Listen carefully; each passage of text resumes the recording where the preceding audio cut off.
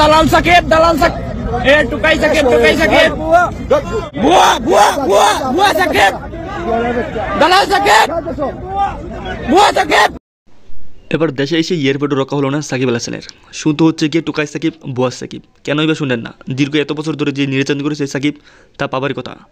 Canada global টি-20 লিগে খেলে দেশে ফিরেছিলেন সাকিব আল হাসান, আর এয়ারপোর্টে এসেই অপমানিত হয়েছেন তিনি, যেখানে কানাডার মধ্যে তাকে ছাড়েনি দর্শকগণ। বুয়া বলে সবাই একবারে লজ্জিত করেছে। কিন্তু এই সাকিব কি আর লজ্জা আছে? তারপর আবার দেশে এসেছি সেই কালো মুখ নিয়ে, আর তাই তো সবাই মিলে একবারে ধুয়ে দিয়েছে সাকিব। এ দালাল সাকিব এ টুকাই সাকিব বুয়া সাকিব।